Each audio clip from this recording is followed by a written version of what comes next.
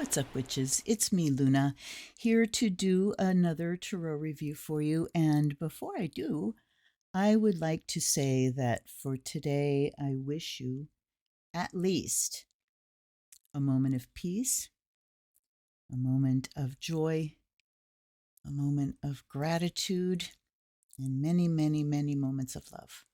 And that's what I wish for you today. Today's deck, and I used another deck to pick between three of which one I was going to do today, is the Golden Nouveau Tarot by Lo Scarabeo, as you see by that little scarab there. It's very shiny, very shiny. 78 cards with instruction, Julia F. Massaglia. And retailing for $26.95. I'm sure I got it cheaper on Amazon. All right. Oops. Here's the book. Now, I will tell you that Art Nouveau is my very, very, very, very, very absolute favorite art style. I'm a big, big fan of Alphonse Mucha, and you can see on this channel there's a couple Mucha decks that I've reviewed. All right, and this is Lo Scarabeo, so of course we have a little white book. There are 5 anglages. Okay. Here we go. Mercury is turning in a week. English, Italian, Spanish, French, and Portuguese.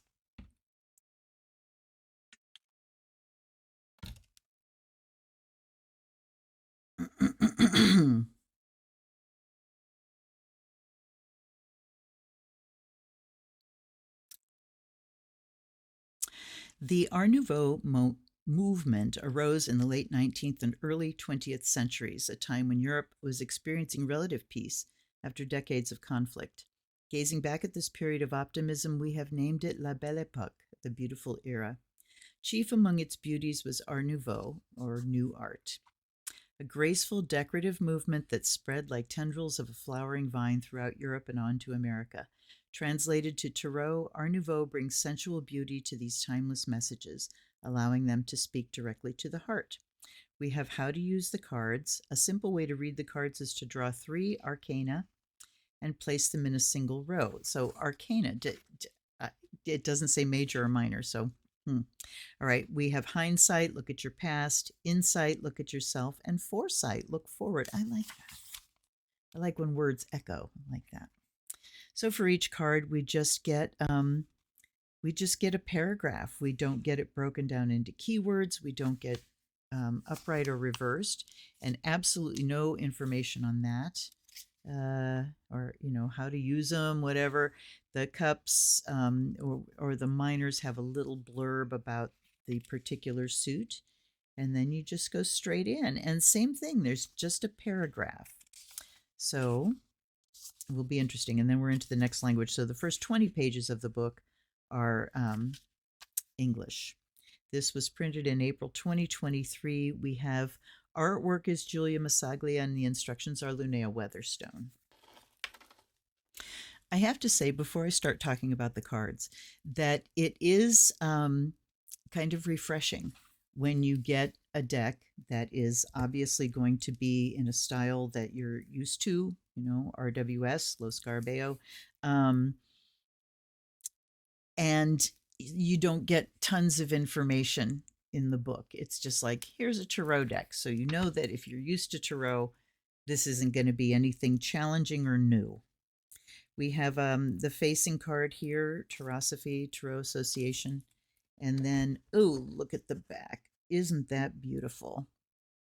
So I saw a thing recently which just rings so very true, and that is that Art Nouveau is the elves and Art Deco is dwarfs, which is geometric, hard lines, straight lines, angles, where Nouveau is lyrical and sinuous and flowing and absolutely gorgeous. They are non-directional, kind of. We've got that crescent moon, so you would be able to tell if you decided to look real hard. Then we have another face card here, facing card, I should say, and you can see the foil, which is just beautiful. Okay, Julia Massaglia. So I did a little search in my tarot catalog for my collection, and I do have two other decks by Julia Massaglia, and one of them is, in fact, the Tarot Mucha.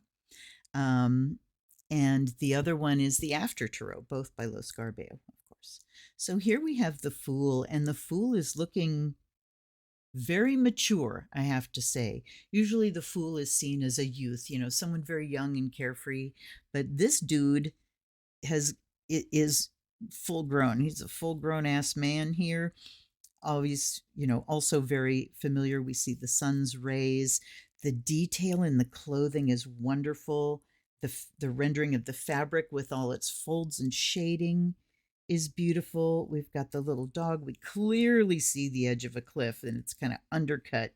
So it really looks like he's going off the edge. There's the rose, and you can see how the rays are good, and the borders are beautiful, very much in the style. Then we have the Magician, and again, look at the detail in the faces. Very beautiful, beautiful, beautiful rendering. And again, familiar, but what we have included in this is this gorgeous Art Nouveau design in the background, and the gold is so beautiful. Okay, so we can go through this without a lot of talk because this is familiar. As an RWS style deck, look at the crescent moon. Her dress literally looks like flowing water. I love it. And, varying amounts of gilding on each card. I will say that the cardstock feels great. It's interesting that the gilding is on the cards and not on the edge, but that actually probably gives us the better cardstock. Here's the Empress. And look at how her dress, are those pomegranates on her dress, I believe, or roses? I think those are roses on the dress. And the Venus symbol, it's all very familiar. And again, absolutely beautifully rendered. You definitely get an autumn feeling with her, or a late summer. Look at the wheat and just the colors, those golden colors as opposed to the blue. So we can kind of look at night and day too. Here's the Emperor, having some age on him and authority. His armored boots. The Hierophant. Again, everything that you're used to seeing there is included. And here are the Lovers with a little bit more dynamism instead of, Waite Smith, where they're just kind of standing looking at each other. We really do have, or the woman's looking to the man is looking up other way. Man is looking to the woman's looking up to spirit. So we just have a little more dynamism here. We've got the tree behind that's bursting into flame. Here's the tree with apples and the snakes. So it's you're a little more in the scene rather than looking at it from afar. I love the way the flames are going up there and the interesting color of the angel. And then here's the Chariot. The poses too, look at this kind of, I really love the nuance here. And again, we have varying degrees. That's got a little bit of gilding. I love the Sphinxes. Their faces are gorgeous. Then we have Strength. Instantly, how you tell it's an RWS deck is Strength is 8, Justice is 11. And someone asked about that and the confusion of it. And it's like, if you're, it depends on the lineage of the deck. Marseille and Thoth lineages will use Justice at 8 and Strength at 11. So if you have an issue with that, what I would say is, as long as you're not really looking at the numerology of it, just, ignore the numbers. Look at the name. Beautiful. Again, just the sense of movement. There's the Hermit. Hi, that's my master sculptor, you guys. He's the first guide I ever became aware of. Wow. Hello, my old friend. Here is the Wheel of Fortune. Again, everything that we're used to seeing. There's Justice. Boy, she looks imperious, doesn't she? You will never guess what I'm thinking until my judgment comes down, and it will be balanced and based in truth. And there is the Hanged Man, again with that beautiful, beautiful lyrical background. I like the brightness of his halo. Here is Death. He is riding in. So you get this, instead of him like going across the card, like he's coming towards you. Yikes. Look at the priest. Not me, too. I thought I was exempt. Oh no, you got the king. Ah! There's the towers. Back there, here's Temperance. And she is so beautiful. The gilding really just adds a spark. It doesn't take away in any way. I love her wings. They almost look like torn cloth instead of feathers. Look at him. Oh. So you get the idea that you are this lowly creature down here and you're looking up at his face rather than straight on. That's incredible. Wow. Clearly he's male. I mean, we don't see his bits and pieces, his twig and berries, his meat and two veg. We don't see that. And he does not have breasts. So we do have some departures. And here is the tower. Again, so dynamic. And the star. I like that we see her so close up.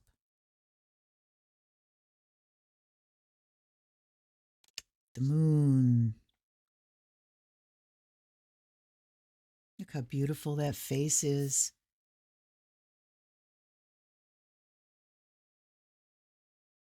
You're going to give me problems. Okay, he's going to give me problems. There you go. You got some. And those towers again. Then we have the sun. The happy, happy naked child on a horse. Yippee! Judgment. Ooh. Again, the realism. It's, you know, it is kind of a realistic style, but not, because you've got the outlines of things, but just what her style brings to the faces, to the forms, it's just gorgeous. And here's the world. Yep. All right. Ace of Cups. Beautiful and flowing with the lotuses and the dove and the host. Oh, Pie Wacket. Pie Wacket. Scratch the litter, dude. When Pie Wacket poops, he scratches the wall, he scratches the side of the box. And I mean, you talk about nails on a chalkboard, claws on paint. Anyway, here is the Two of Cups. I love the looks that they're giving each other. Here's the three. You really see that joy and exuberance and this sense that they're really moving. Four.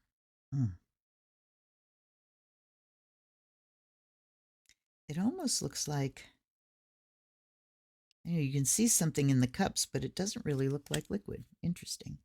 I mean, I'm sure it's meant to be. Here's the 5. That sense of loss, and the 6. I mean, you don't even really see the face. You see that 3/4 view, you know? So you see a little bit of it, but you definitely get the idea of someone listening to someone a little older. Here's the 7. The 8. The 9. And the 10.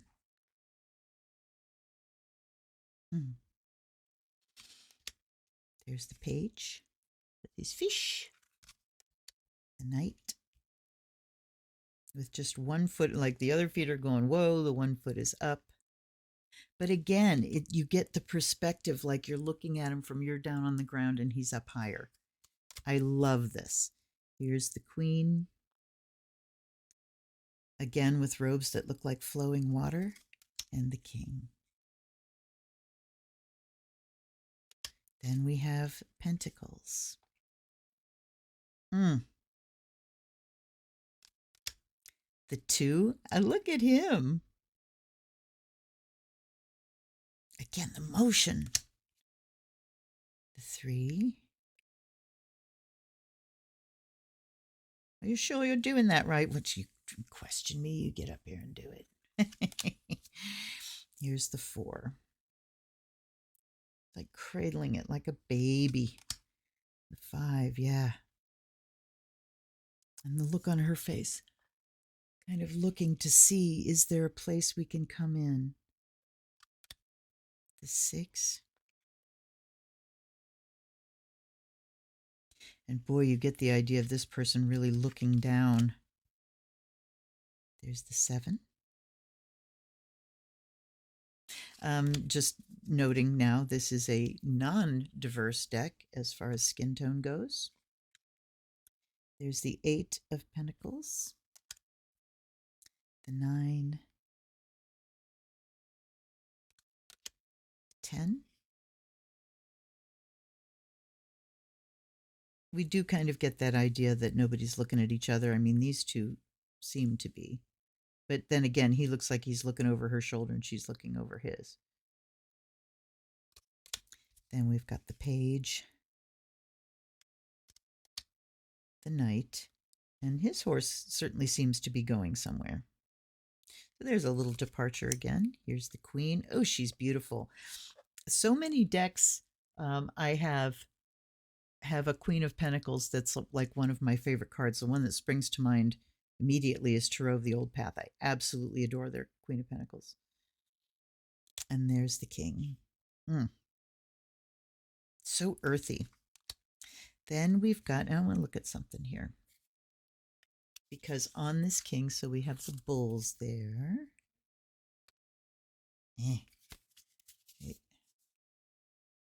And him. So see, we don't have like a like Scorpio there. Okay. Just wanted to see if they carried out like the symbols of the fixed signs or something like that. Here's the Ace of Wands. The 2. The 3. The background is kind of interesting because you know you want to see just sky, but she's putting that design there in the sky as well. 4. I love that it's 2 women. So this gives you less of a sense of a wedding and more of a sense of just community. There's the 5. I love this guy's falling towards us. This guy's kind of looking at us. It's very, again, you feel like you're in it. The Victory card. He's heading towards us rather than across. 7 of Wands. Look at him. Determination, that kind of sweaty hair.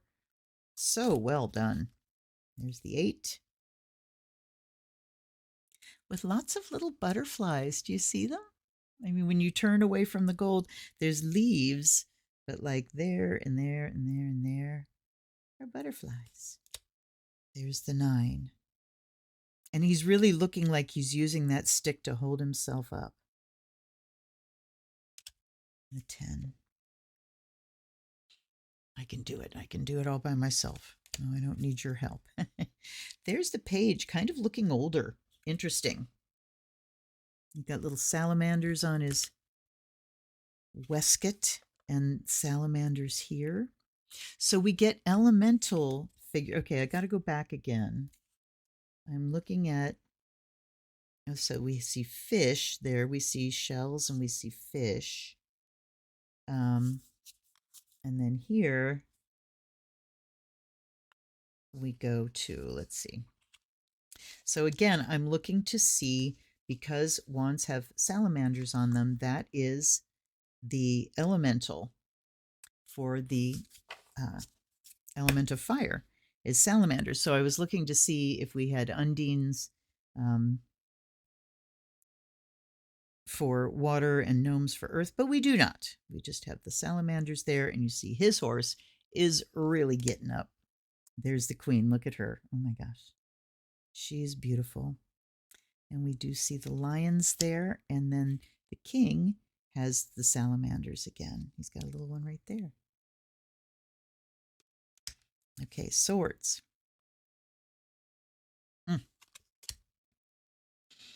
There's the two with the blindfold, as I would expect. And yeah, I like the clouds up above. It looks like the clouds are blocking this beautiful design, you know. There's the 4. Look at the stained glass in the background. Stands out because of the gilding. The 5. Ha ha, sore winner. The 6, very familiar. The 7. Ooh, my goodness, what a face. The 8. The 9. 10. There's the page. Again, we don't get these super young looking youths. And look at the Knight of Swords. So we do get the difference between the earth and water looking a little more stable, and wands kicking up and swords just taking off. We've got kind of like bird images, birds and butterflies. There's the queen. Do not fuck with me. Come here and say that. Look at that face. And then there's the king. Okay. It's an absolutely gorgeous deck. Let's give it a blessing. I haven't been doing readings lately because I'm in recovery. I think we all are. I will say that I'm shooting this in November of 2024, so you know what I mean. All right. Here we go. By air and fire, may you be purified and charged.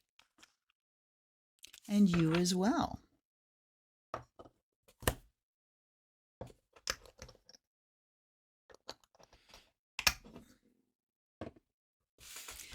By water and earth, may you be blessed and made whole. Everybody gets the salt water. And by the sound of the bell,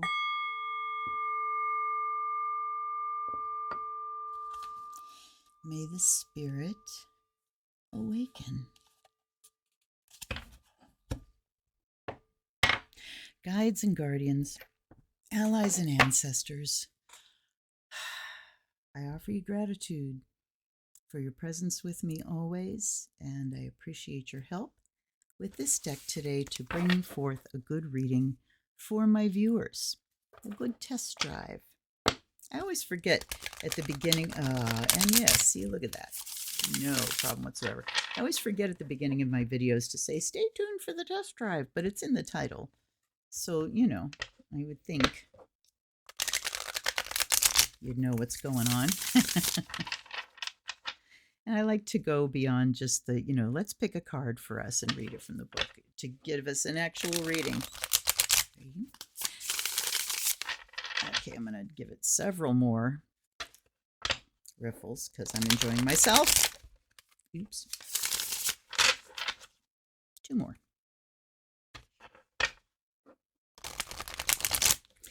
And now I'm centering. Oh, you know what?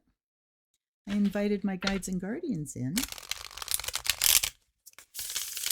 but I didn't give them an offering. I offer you fresh water, and I offer you the fire of Azrael. That this deck may have the gift of divination. All right. We still got the sage burning, so you're going to be looking at me through a fog. All right. So now, what do we need to know today? What do we need to know? They're yelling at me to do a 10-card reading, so that's what I'm going to do. So 3 by 3 and then 1 at the end. What do we need to know today? What do we need to know today to make sure that we have a moment of joy and a moment of peace and a moment of, what else did I say? Gratitude and many moments of love. What do we need to do? What advice do you have to give us today? Spirit, speak to us, please. All right. We have the 7 of Cups, the 6 of Pentacles, and the Queen of Pentacles. King of Swords. Okay, gotta move you guys back, sorry. King of Swords. Center is the Sun. Oh, thank you. Thank you. Then we have the 8 of Wands. We have the Knight of Wands. We have the Hanged Man. And we have, whoops, the 4 of Pentacles. Okay. We won't turn over our last just yet. So the Sun in the middle, and it's not the only major, but the Sun in the middle just says the sun's coming out. It's going to be okay. What do we need to know today? Whenever you're watching this, find your joy. Find your joy. Find your sense of empowerment. The sun says, I can. I see the road before me. I am able to navigate it. I have power. I have joy. It's your identity. It's, the ability to really put yourself out there as a creative being. But I'm really going to stick with the joy and empowerment.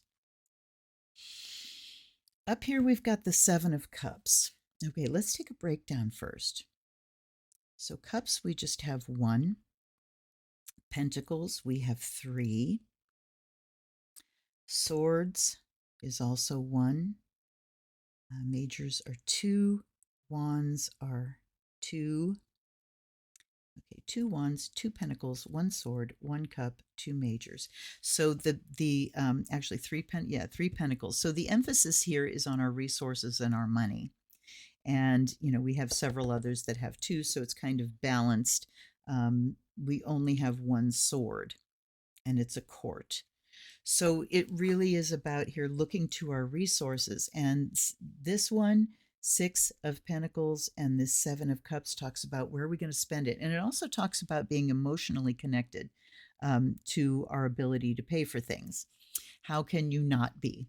Many times I've thought about, you have to be emotionally detached from your money, but how can you not be attached to it when it's your survival, and when so many of us live on a shoestring. So there's a call to acknowledge that it's an emotional process about, wanting to spend money so that it makes us feel better. 6 of Pentacles here, though, talks about money that isn't worked for. And then here's the Queen of Pentacles. She's the one that can make more out of whatever you give her.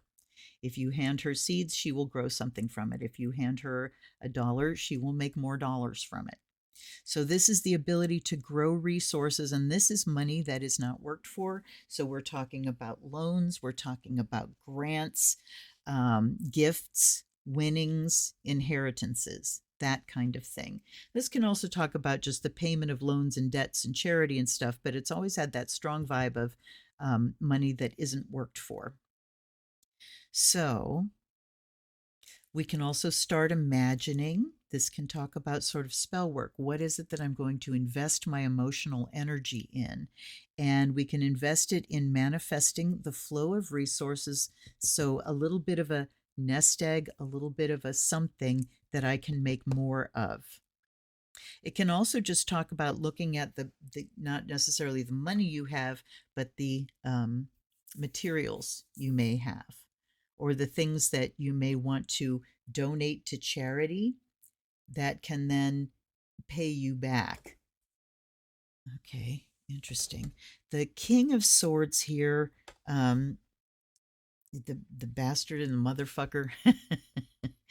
He is rigidity of mind. He has his ideas and there's no shift in them. But then the sun comes out and things move forward very quickly. So we want to make sure that we're not getting stuck in rigid states of mind. He can also talk about finding the truth, being, the ultimate judge with a sword upraised there, but he really does represent to me that rigidity of mind.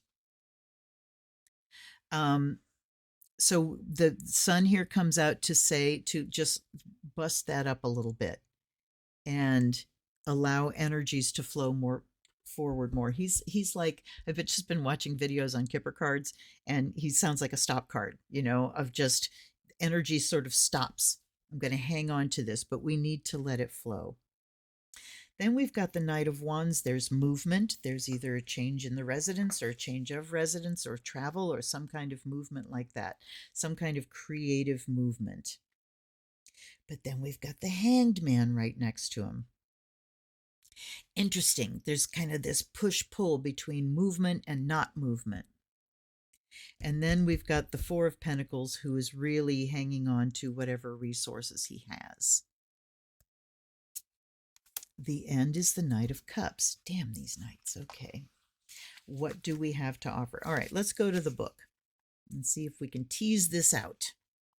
Seven of Cups. A man stands amazed before a kaleidoscope of visions emerging from seven cups. Each offers a different focus for his next step on life's journey, but which is the right one? If all choices seem equally appealing, perhaps it is not time to choose. Also, what we can weigh, one of the criteria that we can use to weigh our decisions is what is going to what's going to pay me back the most. What activity that I take today is going to give back to me in a physical way, in a monetary way? What do I invest my emotions in, that's going to pay me back, that's going to benefit me with this abundance mindset? All right, let me keep going with the book here.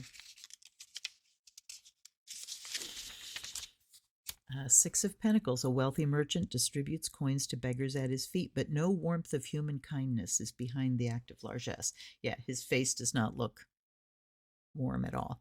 The scales he holds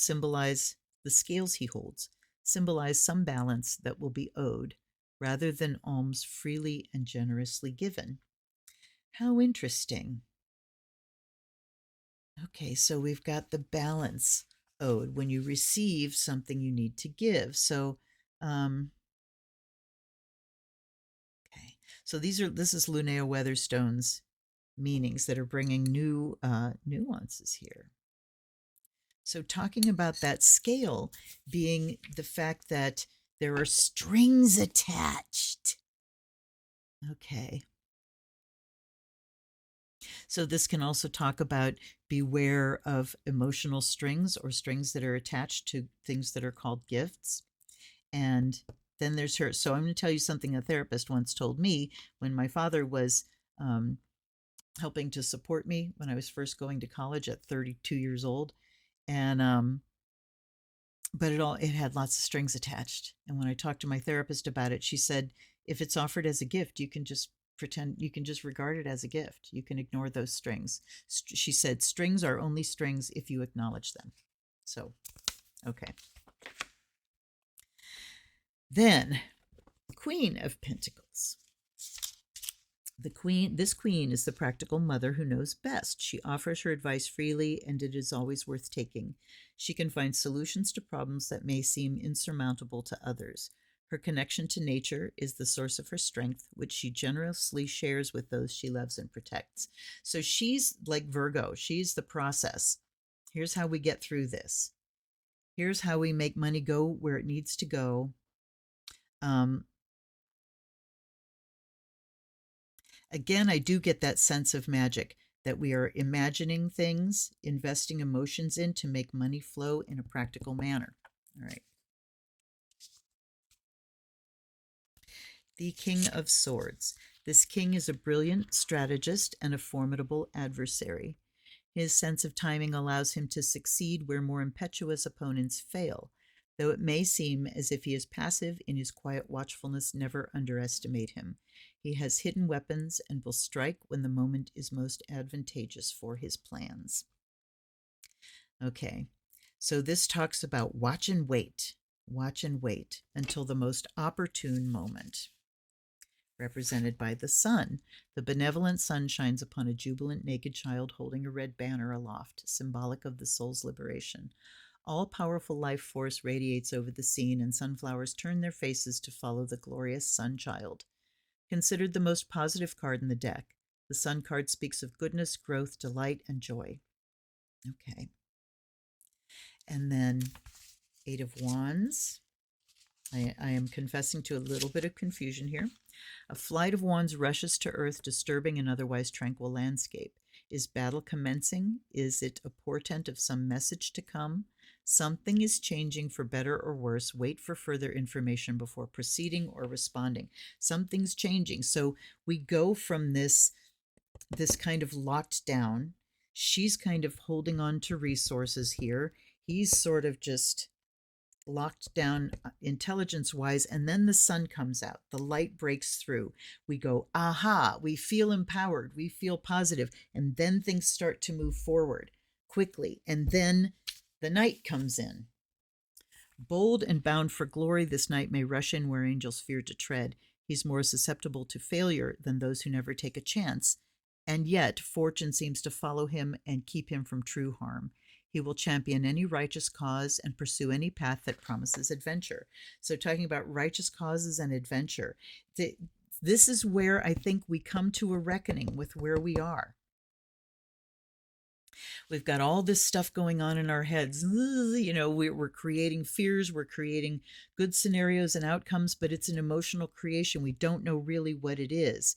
And at the same time, we are lightening our load, we are donating, we're letting things go, I'd say with no strings attached. But then we look at, okay, where do we stand now as far as resources go? What's the practical way forward? He's here going, let's deal with reality. Here's what it is. Here's what's happening. I can see it head on. And then again, the sun comes out, things start moving forward. The night says, let's get it going here. Then we hit the Hanged Man. Suspended from a gallows, the hanged man is visited by beatific visions. He is bound not as punishment, but to suspend him between the worlds and allow his consciousness to fly where it will. Grapevines twine upon the tree, a symbol of divine ecstasy. The hanged man has been overtaken by this ecstatic state and can only surrender to it.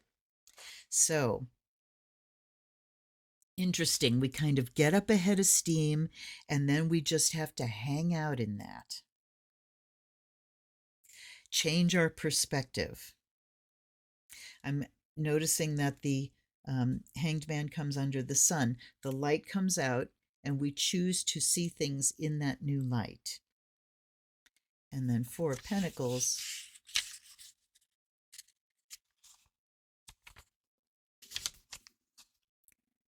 A wealthy nobleman sits alone outside the castle walls, clutching pentacles in a fearful embrace. He has no room in his heart for others.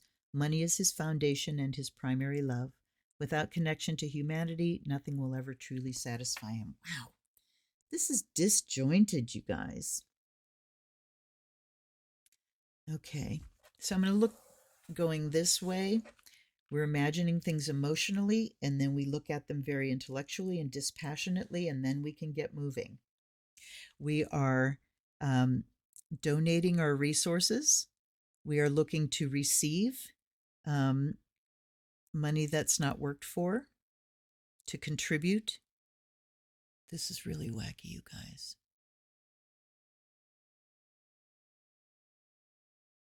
This microphone is attached to something that's not attached to my desk. I can shake my desk and it doesn't move this, but I keep watching and this microphone keeps moving. So anyway, so money that's not worked for, giving and receiving of sharing of resources. This is that what did she call it? It's the sharing of resources. Yeah. And that brings a lot of light into the situation and changes our perspective.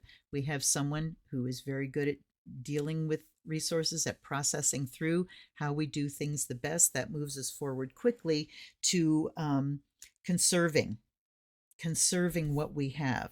And then Knight of Cups. Hello.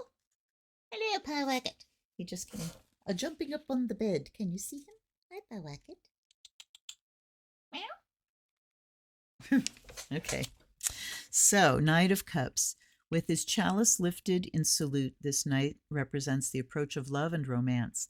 The wings on his helm and heels symbolize the swiftness of his adventures, and it can also signify that he may leave as swiftly as he came. Test his heart for trueness before you surrender your own. So then, does love and romance make sense? No. Let's take a couple more. And love and romance with the Two of Cups. And then the Three of Pentacles. So it really does talk about getting together and joining with, collaborating with people you love.